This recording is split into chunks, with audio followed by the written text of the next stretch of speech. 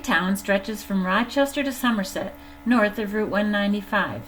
It holds a population of 9,200 people on 38 square miles of land.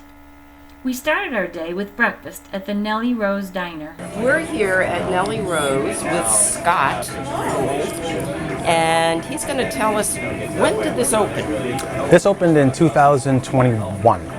Actually, I'm sorry, 2022, March of 2022. It was the third of my 3 restaurants. I opened the first one in Whitman in 2015, then we opened another one in 2017 in Middleborough, and then COVID happened, and during COVID we were able to acquire this place, and we built it out into a 50s diner as to what it is today. So. Wow. Are the others 50 diners? Nope, they're all 3 are different themed. Our Whitman location is like a country theme. Our Middleborough location is train themed because the building was the train meeting station for Middleborough back in the early 1900s. So, and this was a diner. I always wanted to do a 50s diner, so this is it. Well, that's really it looks like an old-fashioned diner. You even got a car. I do. And how did you get into? Were you in the business before that time? How did you get into this business? I had a good friend that had 3 restaurants down in the Plymouth area, and I got to be really good friends with him and his wife. And at the time, I was in the computer business, and I told him that I wanted to open a restaurant someday, and he told me I was nuts. So, but one thing led to another, and he helped me. You know, not acquire businesses, but he helped me with the actual food part of it. I kind of learned the business from the food end of it. I was already in business, so I knew the business end of it. So, and one thing led to another, and here we are. Wow. And so tell us some of your favorite things that people would come here for. Our Nellie's favorite breakfast, which is 2 eggs any style with corned beef hash. You get a choice between tots or home fries, and then your choice of toast. That's a very popular one. Our cinnamon swirl French toast probably is our most popular. 3 thick cut pieces of cinnamon swirl. Everybody dies for it. It's great. So we're gonna have some. Oh, good. I'm glad you're having it. So very good. And do all the stores serve the same food, or is it? They all 3 locations have the same menu, all prepared a little bit differently. I give my chefs the freedom to do specials at each location, their own specials. So every week they have different specials at each location. So. And I started to read on the menu. Mm-hmm. Nellie Rose. Who's Nellie Rose? Nellie Rose was my great grandmother. When I was looking for a name for a restaurant, I didn't want the standard, Sunnyside or any of those type of names. So my father actually mentioned, he says Nellie Rose would be a good name, and I said, well, where'd you get that name? And so he explained to me, and he's always been into genealogy. So I looked at it, and we heard her story, and there it is. So very good. Yep. So wow. How did she come?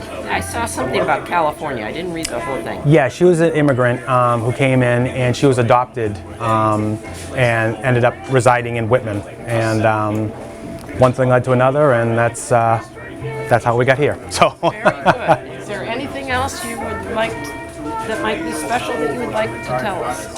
I mean, we do a good job. Everybody that works here wants to be here. I hire nothing but top chefs, so it's the food, knock on wood, should be good at all 3 locations. So. Okay. Well, thank you very much. Not a problem. I hope you enjoy your food too. It sounds very exciting. All the food sounds wonderful.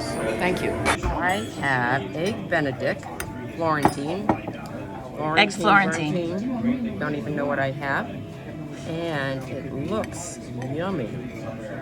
It's got spinach and cheese, sauce, and I've got a fork that I know what to do with, maybe. You're not going to eat with your hands? Not today. I was trying to be polite. Not like normal? Not like normal.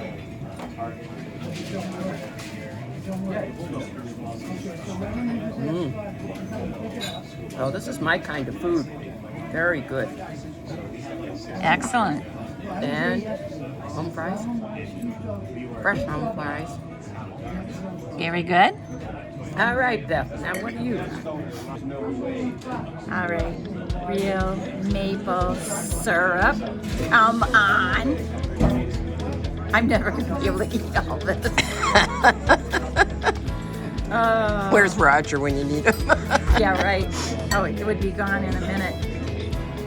Really thick toast, cinnamon swirl French toast.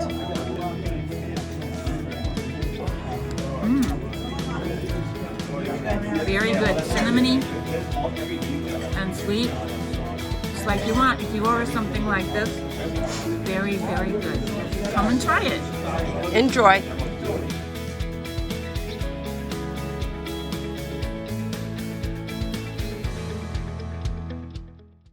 We had just enough time to drive into the Fall River Freetown State Forest to get a glimpse of what it's like.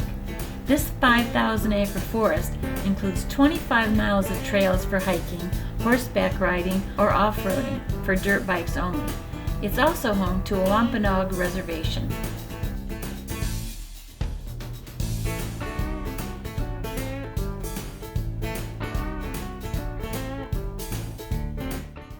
We are at the Freetown Historical Society with Mary, Bob, and Bill. Yes.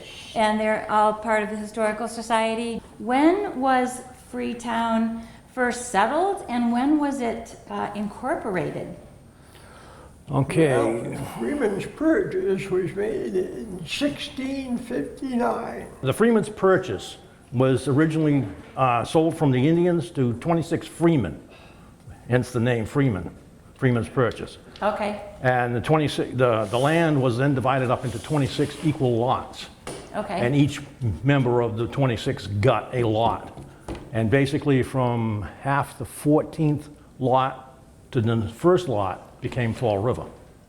Okay. They petitioned because they had an industrial area down on the Taunton River, and they wanted, it was too far for them to come to Woonsocket, which was the Okay. center.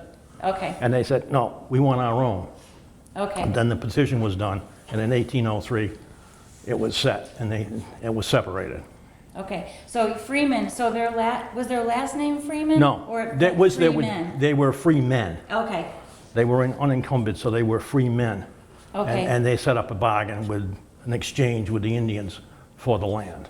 Okay, and then at some point it changed to Freetown. When, Okay. when it was incorporated, it became Freetown. Okay, and it was incorporated in what year? 1683. Well, it incorporated quite early then. We were actually, Freetown was one of the earliest towns incorporated in Massachusetts. How long was major industry in Freetown built on the forest or the wood industry? In the river played Yeah. a part too. Yeah. The Sonnet River coming up, it was a means for Right. sawmills and grist mills and so forth. And as a result, a sonnet developed early. And there are two sections of Freetown, two villages, a sonnet in East Freetown. And a sonnet developed earlier because of the river, because of the proximity, to Fall River, and boats coming in, large ships coming in, they had gun factory on the river. So we have quite a few early houses in this area. And then there was really forest in between the two villages. And East Freetown developed, in their village. And so it's different, really different kind of personalities with the housing. You had all the grist mills and the sawmills and all of that. So after that industry kind of died away, then what became the commerce of Freetown? D.N.R. Davis Gun Company. The Davis Gun Company. And was that like 1900s or 1800s. 1800s? He okay. actually started in town around 1853. Most of the men that were hunting or using guns were game hunters. They were feeding their family with it. And he converted to making shotguns, which is what he's known for. And we do have a fair collection of his pieces and the history of it. About 1914, they closed the plant in the Sonnet, moved everything to Connecticut. You have anybody famous who comes from Freetown? I think the most famous individual that we have was a gentleman named John Dean, John Milton Dean. John M. Dean. And he served in the Civil War, and he was awarded the Congressional Medal of Honor. We also have another gentleman from East Freetown that got it too, but we have a fair display of Mr. Dean's memorabilia, including the certificate that was mailed to him, and we have his original medal. Before he went into the service, he was actually a school teacher. And then he went in the service, got out, went back in, and moved up. And late in the war, 1865, the Battle of Fort Stedman in Virginia, for his actions there, he turned the tide on the Confederates that were charging. His outpost had been overcome. They bailed out. They recaptured one adjacent to it, turned the cannons from that on the Confederates, and because he organized that, that's the action that got him the Medal of Honor. Nice. And the family, we still have descendants of his in town, and they are very active and very generous to us, and they have given us a lot of his memorabilia that he picked up. Some of it's kind of interesting because he went back to individual battlefields and he would pick things up and note where he took them from. Oh my goodness. And we have them in a display case. We actually have his saddle that he rode during the Civil War. This was originally built at a cranberry sorting shed. Ah. All the cranberries that were grown in East Freetown came here. They were sorted and packed, and there was a railroad siding, and they were all shipped out of here on rail. Okay. In addition to that, the next building up is a chapel, and that was moved from East Freetown. Right. The name of it, Well, it's the Christian Advent Chapel. It was on Chase Road. And it was originally built, the area of the community, the kids couldn't get to Sunday school because it was too far for them to walk, and they couldn't travel at the time. So a gentleman over there offered them a piece of land. The community got together and they built a chapel so the kids could go to Sunday school. It was also used as a community building. And one of the stories that I got told, after it was first built, if you wanted to sit when you went to Sunday service, you took a kitchen chair with you. We really only have two, actually, historic buildings here, originals. The house and that chapel. Well, this building, Yes, this building too. But yeah, this building, the chapel, the house that we have next door is an original building. That's got a story all unto itself. And then the chapel was moved here. The other buildings that are on the property are all reconstructions. and carefully reconstructed. Right. The sawmill that was on at Elm Street at the Tisdale Dam, Right. which was my great uncle's, is really an excellent job of Yeah. duplicating what was there. And Next building behind that is a blacksmith shop. And the blacksmith shop, again, a replica. It was built post and beam like the original. And it was based upon the blacksmith shop that was down at the Soda Four Corners. Building behind that, we've now converted it to basically an instructional area for blacksmithing. And they hold blacksmithing classes. Really? Yes. And then further, the next building over is a replica of a schoolhouse, a one-room schoolhouse. That was in East Freetown. It was called the Mason Corner School. And actually, there is a bell tower on it, and the bell that's in it is the original bell for that school. Oh, so neat. And they do demonstrations. Also, in the schoolhouse, they did manage to find a couple of desks that would have been period. And they contracted with a foundry to have castings made, and they have now recreated the entire classroom with desks of that period. Other buildings that we do have a carriage shed. That is not a replica of anything in town, but it is period. But in the carriage shed, we have what they call an omnibus, which was one of the first pieces of public transportation in the area.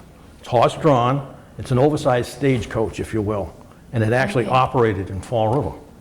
I'm going to skip out to the store that's out front, and that's a general store, and that's a replica of one that was over in East Freetown. went through several generations over there. It was actually used as the post office for a while.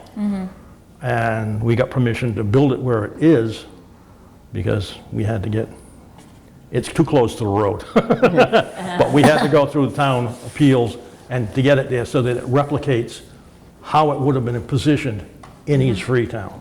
Right. And that's been restored, and it has displays in it of merchandise that would have been, and that's about 1920s. There's a porch, a front porch on the store. And at the time, back then, politicians would come around and they were campaigning for re-election. And they would actually meet the men in the neighborhood, because at the time, Yes. that's where the vote was. Before women could vote, yeah. Yeah, as it says on that sign over there. And they would meet on that porch because it was a common place. And there's benches on the porch, and they would sit and they would talk about what's going on. We had a generous benefactor, and we have the space to grow. We didn't stay with this one building, and it was because we were able, because of this generosity, and because of so many people interested and willing to do a lot of work, and it has grown. And I think George Grimshaw, was the benefactor, and there is a foundation that helps greatly still. Correct. But also Mr. French, Linwood French, and his wife, and a group of men, and Billy's father was with this group, worked very hard initially, and it was just a handful of people. And you mentioned there's a lot of historic houses in town, older houses, so what do we have here? Oh, we have 2 National Register historic districts, East Freetown and the Somerset Village. And within those districts, we have over 200 structures that are listed on the National Register. Well, thank you so much for all this great information about Freetown.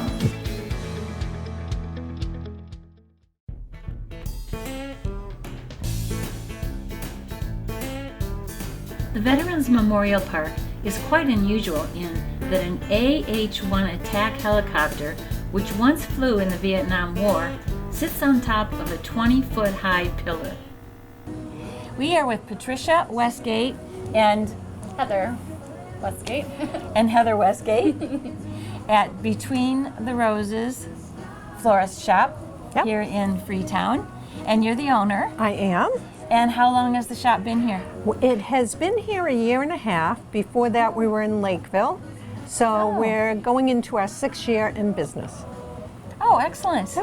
Okay. And do you specialize in anything in particular? Or? We do. We do weddings, we do funerals, and then we do a lot of walk-ins where holidays, Valentine's, birthdays, any occasion for flowers, and we're a big gift shop too. Husbands in the doghouse days. We get several of those, you know. We'll get the phone call and they'll say, I'm in trouble. And Heather will say, how much trouble? And that depends on how much we give them for their arrangement and gifts. Yes, yes. Oh, that's funny. What kinds of gifts? It looks like you have a lot of different things here. We do. I try to get most of my stuff made in the U.S. Okay. So we have stuff from the Cape to Boston to all over. So anything that I can get, we have coasters and that from Rhode Island. So as many things as we can get from the U.S. Excellent. So, yeah. Excellent. So how is the flower industry these days? Obviously, we opened a little over 5 years ago. So you know how they say if you can make it through 3 years, but then we get the pandemic. Right. And they closed us. The one good thing was we were able to, the shop was closed, but I would come in, Heather would come in with her children. They would be in the back shop and she would make arrangements. My husband would come get me and him and I would do the deliveries. We'd just leave them at the steps and call and say they had their deliveries. Come out and get them, yeah, but it was slow. That really hit us. But since then, we moved here. Business here is a lot better. Parking is great. It's a wonderful community. We're really fortunate to be here. And we found our sales have steadily gone up. How is the wedding industry? we've been fortunate enough that Heather does meets with all our brides. She's our event coordinator. I couldn't ask for anybody better. And we are booked 2 years out. Oh, excellent. Yes, yes. So it's Excellent. been, knock on wood, we're Excellent. very happy. We're blessed with that. Great. So what did you do before you had a florist shop? Before I had a florist, I was an interior designer Okay. for over 20 years. And one day, well, we moved to New Hampshire to run away from our kids. And then we started to have grandkids, so I told him, I said, I want to come home. So when we got home here, I got a job working as a kitchen designer. And he woke up one night and he goes, what are you doing up? And I said, I'm doing my designs. I have to design and price at night so I can meet with customers during the day. And he said, that's crazy. He said, if you're going to work that hard, you should work for yourself. And he said, what do you want to do? And I said, I'd love to be a florist. Wow. Yeah, and the very next day he found a spot for me. We signed me up for school, and the rest is history. That's awesome. So you actually went to school for floral design? I did in Where Boston. did you have to go? Boston. Yep. Okay. Yeah, so. Excellent. And honestly, the day I graduated, the following day we opened. Oh my gosh. So we just threw me in, and Heather was there from day one. Excellent. Yeah. So did you take classes too? Or? I did not. I'm a hands-on educated, very hands-on. Everything she taught me, everything I know. Excellent. So are there is there like a style or something that's your favorite, or type of flower that's your favorite, or? So, We're very whimsical. right. English garden. That's kind of like our vibe. Okay. Yep, we can That's do cool. anything. It is interesting because we'll have brides come in and they may want the cascading with all the lilies, and I'll say absolutely, and I'll make it, and they'll say, wow, we have the same taste. And I'll get that no good. matter what I do. They'll say, we have the same taste. And I'm like, okay. Well, then you must be able to read them pretty well. So, you know, we'll do anything, but it is a English garden, country. Yes, we love garden roses, peonies. Hydrangeas. Yeah, just about any. I don't know if there's any flower I don't like. Probably lilies, because I am allergic to them. Oh wow. Very strong. Yes. That would be hard. Yeah, so that's when people, especially holidays, Mother's Day, you tend to get a lot of people want lilies in their arrangements. That's hard. Oh. Is there a secret to keeping cut flowers fresh? A lot of people will go to the grocery store and get their flowers, and they will last a fraction of the time that ours do. One thing is when you buy flowers, you'll have all the greens on them. You really need to strip that all off. All of it. Okay. Yep, you might leave the very top green of a rose. Well, I heard that we're going to learn how to make a little flower arrangement. You are. Let's do it. I am ready. All right. Let's go. Great. Okay. Are you ready to be creative? Yes. Okay, so I just put the plastic on top to keep it moist. Yep. And this is one of those, okay? Yep, I soaked it. When I'm having a class, the really important thing I tell everybody is the oasis, I make you soak it. We have a big bucket of water. Don't push it down. You let it sink. If you push it down, it gets air bubbles in it. Okay. So when you go to put the stems, the flowers aren't going to last as long. So you always start with your greens. And we're just going to fill our whole basket with greens.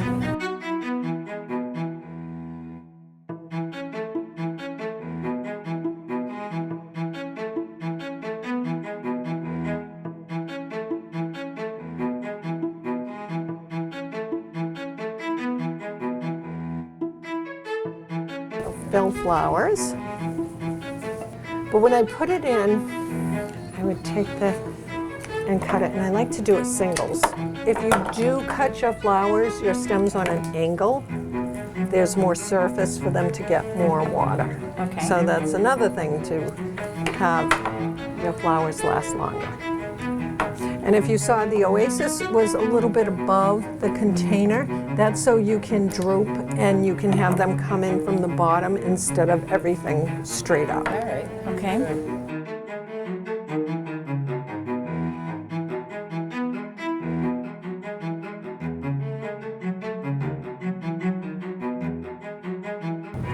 Let me see, turn. I'm loving it. So we have. Really? Yes, really. So we have some mini carnations. And what I like about these, they have a nice bend to them, so they give a nice flow. I'm going to put them down so Heather so you can see. A lot, but I would say your arrangement looks a lot like what I would make. Very wild, very just like you went into a field and picked a bunch of Look at awesome this. flowers. We have some Oh my goodness. That's me. daisy Au natural. palms. Exactly, same. Yeah, so beautiful.